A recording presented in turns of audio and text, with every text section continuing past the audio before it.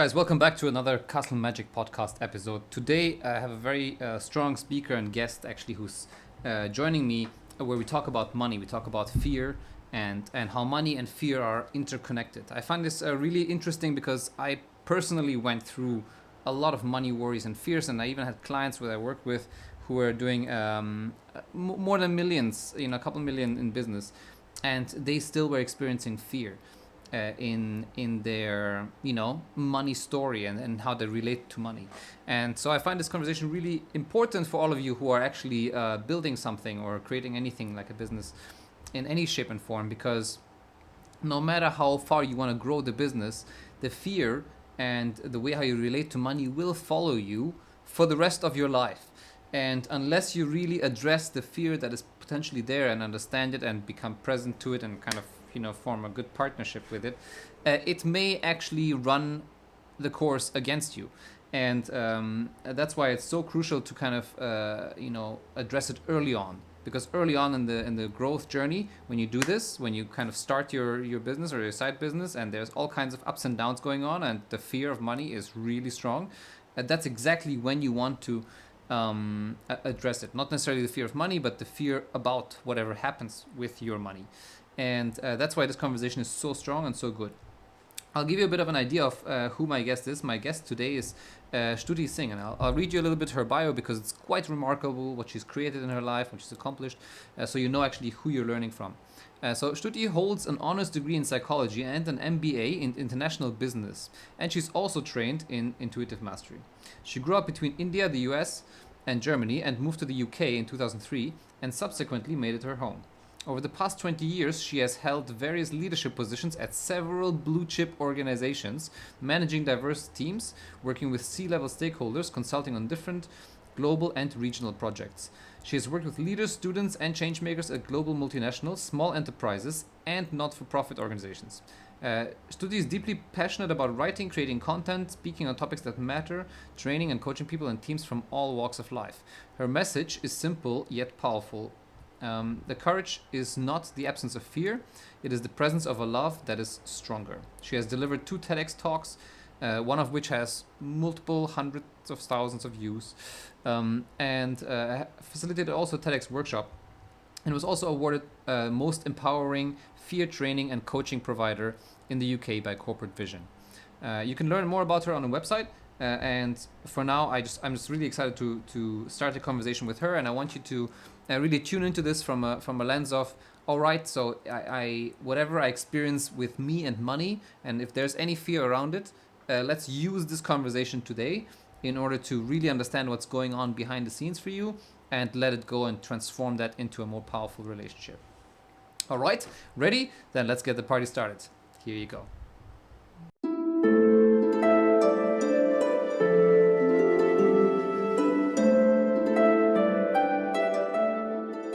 We are continuing our series around money. Today, my guest, Shruti Singh. Shruti, welcome. Nice Hi, to have Thomas. you. Thank you so much for having me. Of course. Yes, I was very excited for this conversation.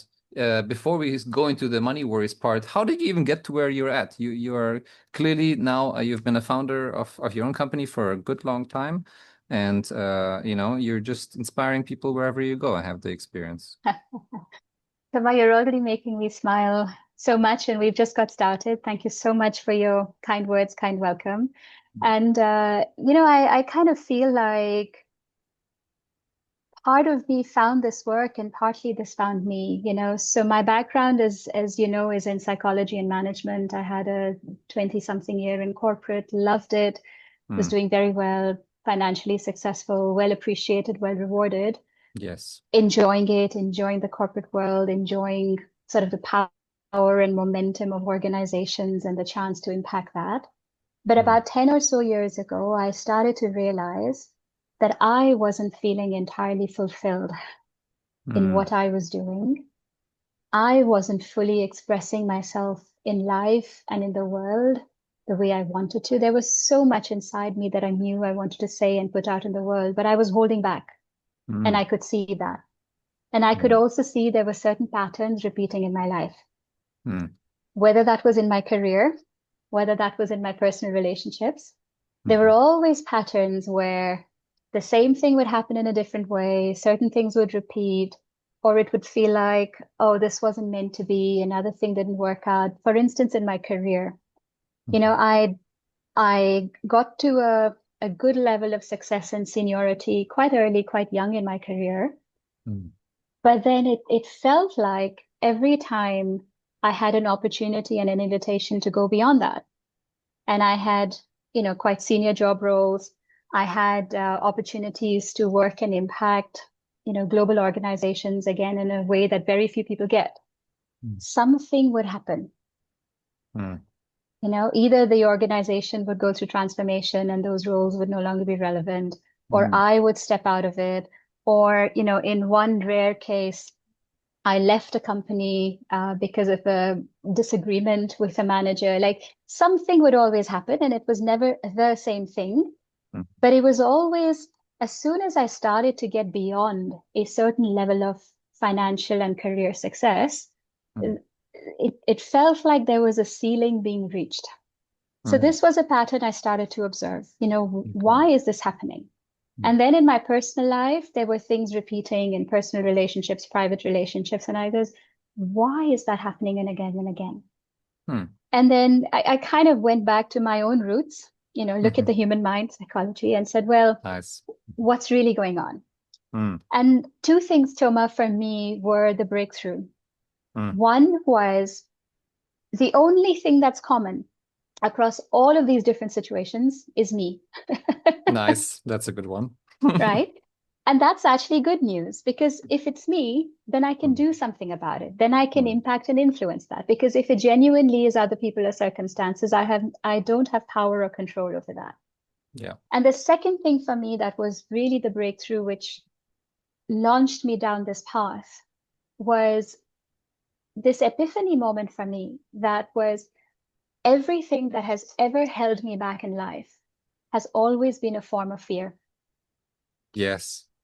Yes. Thank you You, for bringing that up. Hmm. And you see, the tricky thing, Toma, that we don't realize and that I didn't realize for decades of my life was it Mm. doesn't always feel like fear. It Yes. doesn't sound like fear. It Mm. doesn't speak like fear. Mm. It speaks like the rational mind and good reasons not to, or it wasn't meant to be. It Mm. seems like circumstances or someone else's fault. It can Mm. even feel like emotions of anger or hurt or sadness. So it Mm. doesn't feel like fear. Yeah. But when I started to look deeper underneath all of that, it was always something that I said or did not say, and Mm. something that I did or did not do Mm. that influenced the outcomes and the way the next things went. And when I looked at the why underneath that, it all came down to this one thing, fear. Mm. And that's when I went to myself, I went, oh, a life without fear. That's my quest. Like, that's where Mm. I want to get to at the end of my life. That's what my life is about for me. Mhm. Not thinking that anybody else would be interested in talking about fear. Because who Mm. wants to talk about fear? Everybody wants to talk about leadership and power and potential and Mhm. success. Mhm. And I have been, as I went through my own journey of fear and resistance to bring this work out in the world and talk about it more and more, I have been so surprised in the early stages about the resonance it had with people, men and women, Mm. young and older, people in all stages of their career, even students. And that used to surprise me. And Yeah. now I just see the unity of all of us human beings in that. Wow. Yeah. So good. Can we go a little deeper on that? So I find it really fascinating. First of all, kudos on an incredible career path. I mean, I saw a little bit also on your. I mean, we didn't talk about your career path too much, but when I looked at where you were at, it was quite substantial career advancement you experienced in your life. So you saying, "Hey, there is a moment when it seems like fear kind of stumbled my growth frequently." Is quite a big deal, and I think many people can probably identify with that even right now with their career if they reached a ceiling, which is super super cool. I'm wondering because I've experienced that too. You know, it doesn't always feel like fear. You don't even know what is so. What was your experience of noticing? Um, okay, here's fear speaking. and here is, I don't know, it's the alternative, like the real me. What do you say? Yeah. I mean, here's the thing, right, Toma? At the time, as you say, I didn't know it was fear. Hmm. I thought this is the way I am, or this is the way things have to be. And Hmm. at some level, I knew that it was a held back version of me, right? Now, when I look back, people always saw me as very confident, very authentic. When I look back now, it was such a fractional version of me, it was such a held back version of me. But in Hmm. hindsight, I can tell you some of the instances of what that looked like. Hmm. For instance, I was in a leadership role where I wouldn't. So the role that I was in, my roles were quite varied, but typically around performance management, performance improvement, basically taking a Hmm. vision, creating it, making something better than it was before. So Cool. not that different from what I do now in spirit, Yes. Hmm. but very different in setting.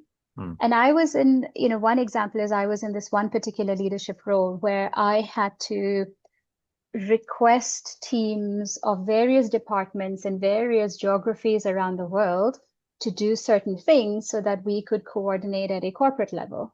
Hmm. But when I would reach out to those regional leaders who were my colleagues or those department functional leaders, they would always feedback how busy their teams were, how Hmm. many other priorities they had.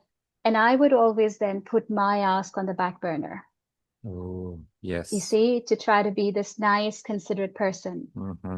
Now, what I didn't realize, A, I'd been put in that role for a reason. Hmm.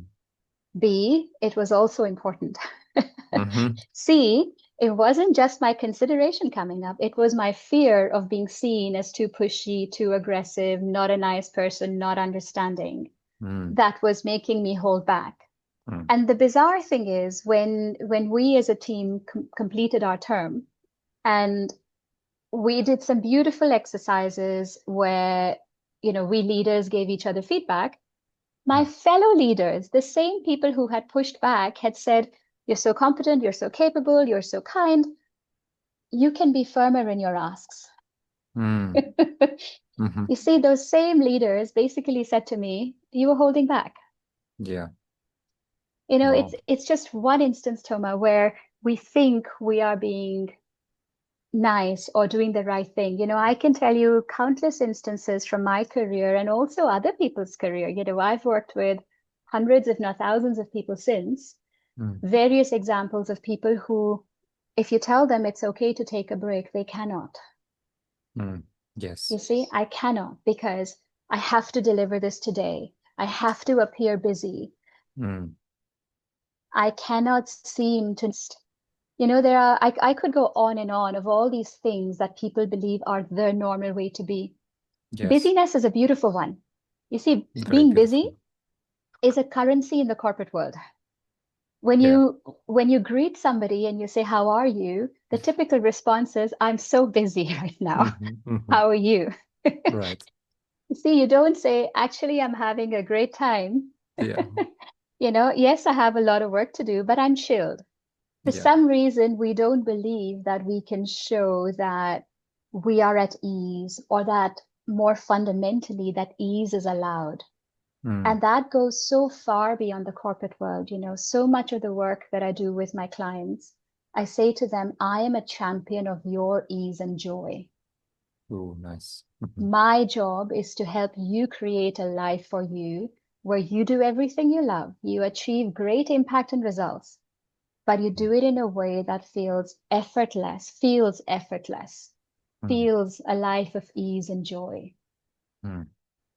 Wow. And Toma, you asked me for another example of where it was me being in my element. I can give you an example of that. Yes. You Hmm. asked me from my corporate career. Hmm. There was a time over a period of 6, 8, 10 months where I was meant to lead this project to resolve a massive reputational crisis for a big global company. Hmm. And every day that I went into the office, somebody in my team would highlight to me another issue and another problem we had found in the system, and errors were made, which meant there was a thousands of stakeholders impacted, Hmm. and we were working literally to the minute to solve it quickly, quickly, quickly. Mm. So I'd be in the office at 7 or 8. I'm not a fan of long hours, but that's what it took until Yeah. 8 o'clock on a good day, 10 o'clock, even midnight on occasion. Mm. And there were people who couldn't understand why out of the meeting room that my team and I were in, they could hear laughter. Like, how can you be working in a crisis situation? Why aren't Mm. you all stressed? How can you laugh? It's Mm. because we'll do what we have to do, but we can do Mm. it in a way that's supportive of each other. We can do it in a way where we can laugh about it and we can say, goodness, one more issue. Okay. Mhm. Or tease each other a bit in a way that worked for us as a Mm. team. Yes. And my boss at the time, I remember his words. He said to me once on one Friday evening at 8 o'clock, he would say to me, "You're nuts." I said, "What do you mean you're nuts?" He said, "It's 8 o'clock on a Friday. You've been here long hours all week and you're still smiling. How do you do it? You're nuts." And I went, "Because I'm having a great time." Nice. We Fair enough. we're Mhm. working through a crisis, but we know that we're doing the best we can. Mm. And Toma, the key difference for me that I observed in that role, I had no time to second guess myself. Yes. Cool. That's right. So the role of the fear and doubt that makes us question and dilly-dally and worry and anticipation, there was no time for it. No time for it. Yeah. Beautiful. I love that so much. Thank you for bringing that distinction. I think it's also very, very good to see for people, where it's at, and how the fear shows up in a situation. So, there's if basically you keep hitting a wall or a ceiling, or you kind of sell yourself short, or you feel like something's really not happening, good chance there's a fear behind the whole situation. And if you feel like you're on top of your game, good chance you're running fearless through the world on your A game. Yeah, cool. That's beautiful. I can very much relate to that. Yeah, it's been similar here. And I wonder, if we were to go deeper on that, because hmm, I love that very much, because one of the main issues that somebody will have in our audience, who is doing their best at their career currently, Mm. right? And then there's other stuff that's going on the side. Um, Different ways how to approach it, but I found really always helpful to first look at the resources they have, time, and especially time. Where do you see fear stealing time from people in the corporate world? Oh, that's such a great question, Toma. And it's corporate world, it's motherhood, it's parenting, it's your own business, it's all of that. Mm. You see, there are different orientations of fear, but I simplified in a way that typically our fear gets us either to do too much or to do too little. Mm. Either we have to go out in the world and overcompensate for everything that we believe isn't there, missing, could go Mm. wrong, control everything, can never stop. So that's one orientation. You see, where I often, when clients come to me, real stories, they struggle to stop. They struggle to slow down. And Mm. I say to them, you see, the KPI you are working on, the key performance metric you're working on right now is how busy you are and how much you believe you have to do. Notice what I said, Nice. how much you believe you have to do. Mm. You see, hard work equals success. Stress means I'm doing my best.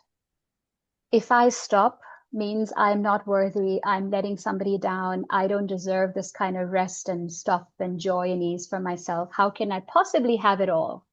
Yeah. And the other orientation, which also steals time. So the one is we do too much and we believe we can never stop, we can never take it easy, we can't go easy on ourselves. The other orientation says, I have to have everything perfect and sorted before I even start Mm. or before I Mhm. do. Mm. So the time is there, but it's filled in the head. You see, the head is going at 200 miles an hour, trying to Mm. control everything, anticipate everything, plan everything, make ourselves perfect before we start. Mm. But what is happening in the outside world, the reflection of actual action is very small. Mm. And you Yeah. see, I won't even say there's a happy medium because the medium isn't in between these. The Yeah. medium is the real key is to say, what is sitting underneath that why? Mm. Why can't I have a life of ease and joy and create what I'd love beyond even what I can imagine? Or Mm. why am I afraid of taking the leap? Mm. Yes, there is uncertainty. Yes, I can tell you biologically, there's a part of the brain that does not like uncertainty. It will do everything it can to stop you. Yes. But that is only the first evolved part of the brain. That is only, the amygdala, the reptilian brain. That isn't the higher function, cognitive Mm. thinking, imagining, Mm. dreaming, creating brain. Yes. But where am I coming from in both of these orientations? What's going on? Mm. So it steals time when we don't allow ourselves enough time, or it steals time when we tell ourselves we need even more time. I love that so much, and I think, I mean, the main one really key thing that I caught out of that, a really great question that you said is like, where am I coming from in this situation or day or meeting, right? You can really apply this to anything, can't you? Cool. Yeah, that's really Toma, helpful. and Toma, that is such a powerful way to go through our lives. Mm. Because again, the only thing that we can truly influence and change and control is ourselves. Mm. That in turn will influence other things, other people, and outcomes. But if Mhm. we keep coming back to what is this informing me about me? If Mhm. I'm feeling these emotions, this discomfort, what is it telling me I'm really afraid of beneath the surface? Mhm. And the other sort of spoiler for your audience, So nice. it's never, it's never what you think it's about. Yeah, I love that the most. It's always a good surprise. And Toma, Beautiful. I've had clients who've come to me, these are real stories and even real stories, recent stories, which perhaps people will relate to. You see, I had a client who, very similar to actually my journey all those 10, 15 years ago. Every time they seemed to reach a new level of success, it would actively be sabotaged. It would actively go away to Mm. the extent that they would lose the job or they might be Wow. fired, like that desperate. And it took a lot of courage for this person to come and engage my services because they came to me saying, I think I'm going to be fired. Can I hire you to Wow. find out what's going on? And I say it takes courage because you don't think of investing money and learning off the back of something. Mm. And I have so Yeah. much respect for anybody who does that. And when we looked into it, what it was really about in their case, they were one of the first people in their family to experience that level of success. Oh. Mhm. So if they truly went into their potential and their level of success and financial well-being, it would be taking them away from their family and their roots. Mm. See, then it's about issues of belonging, then it's about issues of abandonment, then it's about issues of being alone in this world and survival. It's never about the thing Yeah. you think it's about. Man, that's a good one. Wow, I love it so much. Yeah, and that's happening for quite a few people. Sometimes obviously not this intense, but it's a beautiful story. Thank you for sharing that. Um, yeah, I feel that's really great. Thank you for that. I feel like we've given people who are currently in employed situations dealing with how do I make this better or more compact or more effective. I feel like they we've served them enough for the moment. Let's switch gears a little bit if you're open to it. Let's go a little bit into the direction of, okay, cool. I have kind of done a little move. I have started my project. I have created some resources and time, and now I am having a small business, maybe, or just thinking about it, or have few clients, something like that. And all of a sudden, what's happening with me?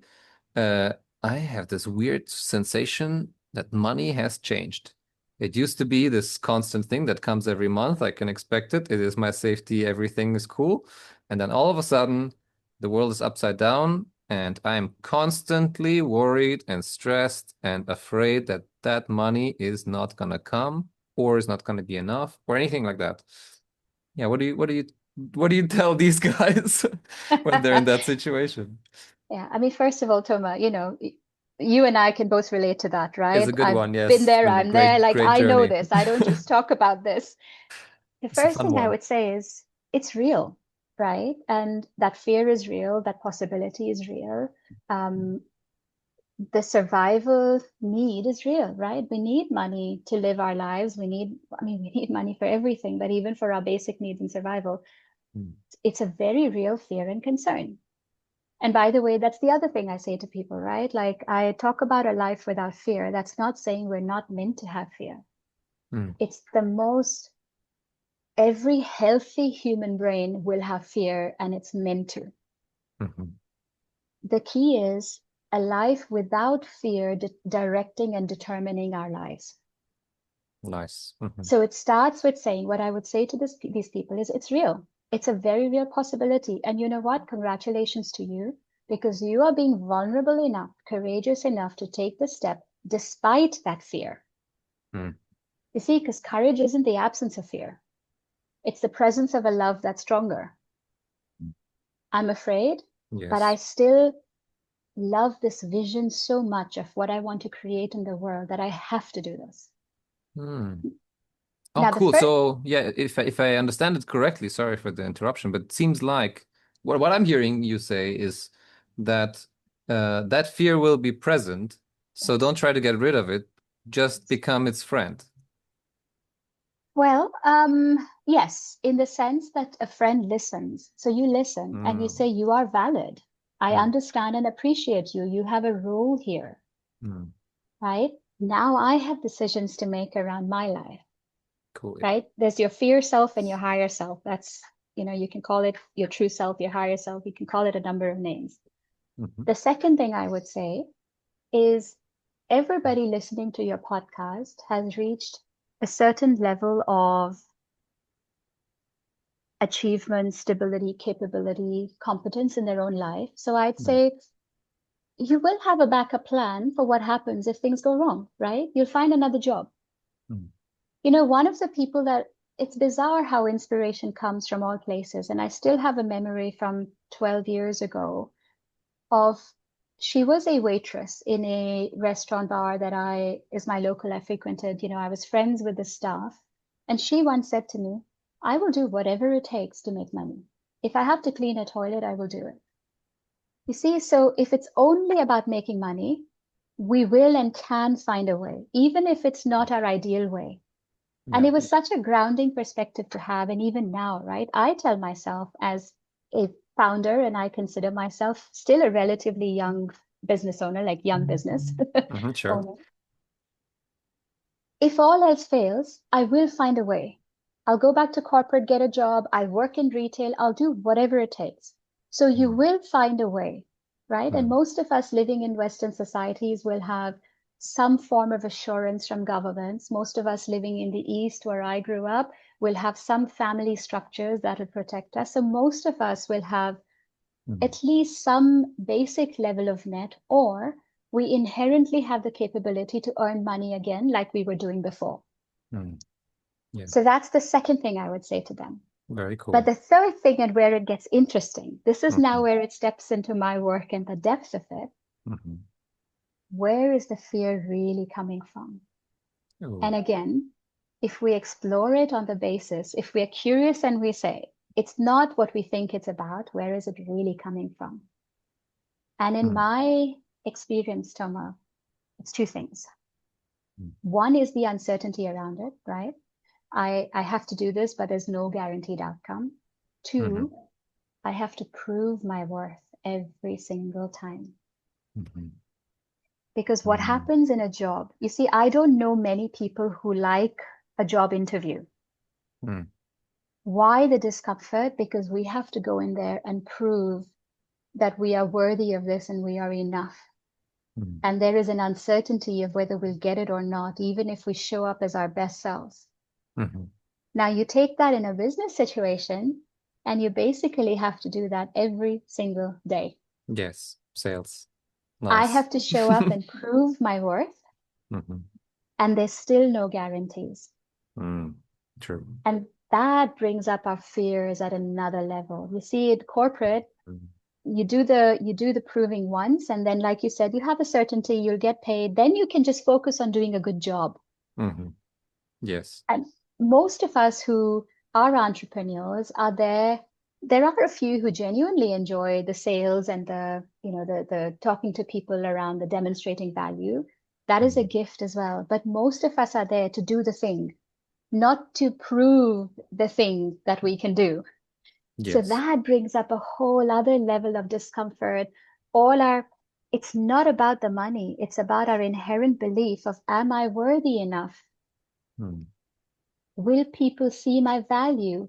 What do I have to keep doing to prove my value? What more do I have to achieve to prove that I am good enough? So there's a whole host of beliefs being triggered. Mm. And the irony is, Mhm. every time in my corporate life or in my career now as a coach, speaker, consultant, trainer, every time that I have shed that it's not even a need, it's like an instinct to prove. Mhm. It's an instinct because from a survival basis, we want to be included, validated, have our worth seen and fed back to us. That's how we know the tribe loves us and we'll belong and we won't be abandoned and we won't die alone in the savannah, you know. Yes. It's an instinct that we have to prove that we are worthy, we'll belong, we'll be taken care of. Mm. Every time I have shed that need to prove, things have come to me in ways that I have wondered, how has this happened? Mm. Clients have come to me, ex-bosses have presented new opportunities, promotions, raises without me asking. Mm. And the flip side is also true. Every time that I have made it about me, proving myself, things have gone wrong or haven't moved or I've been stuck and paralyzed. Mhm. Oh man, yeah, totally beautiful. Thank you for sharing that. All right, so we're not done yet. Wait a second. That was beautiful. Thank you, because from the way I follow it, we're at the point where, okay, I understand now. It's not about the money. Great. It is very much the beliefs that are triggered behind it, and we just don't see those unless we kind of dig into them. And then, but you say, cool, there's a moment when you noticed it and you shed it. Can you give people an idea? You know, let's say they catch themselves. Oh, clearly I'm making it about me if it's not happening. How can they shed the Yeah. that part? Yeah, Toma, that's a fantastic question. And I'm gonna put a plot twist first. Nice, love You it. know me well enough to know I introduce a few of those. So good. I'm gonna put in a twist first to say you and I and we are never going to fully shed those beliefs. You Oh see, we're man, not. I'm sorry. That's It's that's the just plot twist. I I'll was start kind with of that. I was attached to this going away. Okay, fair enough. Please You continue. see, because it is the way we have internalized our relationship to the world from a very young age. And it has a purpose. Its purpose is to keep us safe, right? If I orient myself this way, I can make sense of the world. And this is my best chance of getting what I want, getting what I need in terms of the basic level of life, you Mhm. know, the validation, the approval, the safety. Yes. So if we try to say, I must never have fear, these beliefs must never come up, it's a losing battle. It's a losing battle. And actually, what we've done is once again put the focus on us. We've made Yeah, it about us. That's good the point. irony in it. Mhm. Now, that's the plot twist. That's the bad news. But Mm. it's not bad news, really, because it serves a purpose, right? Like you said, become a friend to the fear, as in, I see you, you're valid, but here's me. Mm. That's where the magic happens. Now, the, so I talk about 6 steps to a life without fear. The first two are really key before we can even start to change anything in our lives. And the one is, like you said earlier, an acknowledgement that if I'm not flowing, if something isn't the way I'd love it to be, it's a great indicator that I'm coming from fear, not Mm. from fulfillment, fun, my vision, my higher self. Mhm. So the first step is acknowledgement. The second is recognizing how it comes up for us, Mhm. which is what you've just touched upon here, right? So noticing these thoughts, these emotions, and say, so this is my fear talking again. Hugely powerful step. Mm. There's 6 steps in the process, but I'll give you a hack. Mhm. I'll give you a hack to bridge across to the other side very quickly. And there's 2 things. Mhm. when we are in engagement with others, especially us who have taken the courageous step for good reason to say, I want to serve the world with something, a gift, a talent, an idea that I have. I want to share an experience with others. I want to create something for others. I want to change something. The key hack in those moments to say, this is not about me. What am I here to serve? Nice. You see, Toma, I've been doing this particular work now for about coming on to 10 years. As you know, you kindly recognize I've spoken on some big stages, work with big organizations, work with a lot of people. And there is still a part of my fear mind that'll come up and say, who are you? But who are you to do this? You're not an authority. Now I just recognize and say, that's going to come up every time. You see, because in my head, I'm still a 12-year-old girl, 20 on a good day, you know? Nice. I'll be in my 60s or 80s, and that'll still say to me, but you are just the little one in the room. So I've learned to recognize it and say, but it's not about me. What am I here to serve?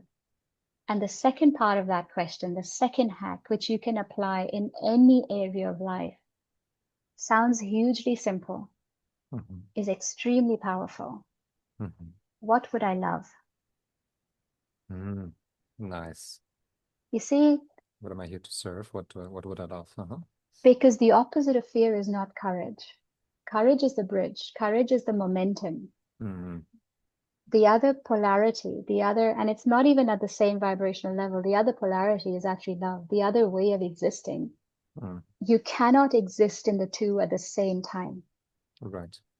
If you think you are answering the question, what would I love? But you're still telling me all your doubts, your fears, you are not anchored in this. I see. Beautiful. It's a great way to know, because often if I ask people, what would you love? They would answer with what they want or what they think they need. Okay. Fair enough. For instance, I would love to have more money. I would love to have a partner who listens to me. I would like to have more control over my life. None of the emotion of that is love. It's still so basic. It's still survival. It's compensating for what we don't want, but it's not what we love. What I would love is to serve the world with my gifts and inspiration and lead an abundant and effortless life. What I would love is to express my joy in the world. What I would love is to be in true connection and harmony with others. You see the difference in the two. So it's simply, it's not about me. What am I here to serve? And genuinely, what would I love? What is this really about? Amazing. Thank you, Stuti. This was so powerful. You know, I feel people have enough to work on. It's always beautiful, you know, to transformation is more important than information, I feel. So, but regardless, it's you know, this was really powerful and so nicely put from your side, you know, and such a beautiful distinction to be made, you know, that when I catch myself with those worries, they let them coexist in my life, and whenever I catch and see how they show up and how they come up, let me acknowledge them, notice where they're coming from. It's trying to keep me safe and tune into service and love. I love it so much. My God. Before we go, please tell our audience, you know, I think everyone will want to connect with you. Where would you appreciate somebody to reach out if they wanted to speak to you in any way? Oh, thank you, Toma. LinkedIn is great. I think you can find me with Stuti Singh TEDx or Stuti Singh Fearless. I think it's Stuti-Singh-Fearless is how the link speaks out, but I can share it with you as well. You can, you know, put it in your podcast. You can reach out to me via my website, which is easy enough, stutisingh.com. You can contact me there. And yeah, thank you, Toma. You know, I really welcome that. If anybody wants to watch my TEDx talks, there's 2 out there in the public domain. And yeah, as you picked up on, Toma, you know, this is a topic, and human empowerment, empowering ourselves, first of all, is something I'm so passionate about, so close to my heart, because it's a journey I live every day. Yes. So anybody who wants to talk about that, welcome, friend. So good, yes. All right. So, if I may just, for our audience, you guys, I think you may have felt it just as I did, that Suti is a world-class coach speaker, and I think you have many more talents than that. But it seems like that's what you're currently very, very passionate and curious about. So please do reach out to her. Don't hold back. Don't let your fear hold you back from connecting with her and just having your life transformed, basically, which is a huge deal. And I'm so grateful and excited. And thank you so much for showing up on the podcast. Feels like we really made magic happen today. And I'm excited to have you back the moment people lose their shit over this amazing episode. So thank you so much for showing up, for being here. And yeah, I'll see you again soon. Thank you, Thomas. It's been an honor and a joy. See you soon.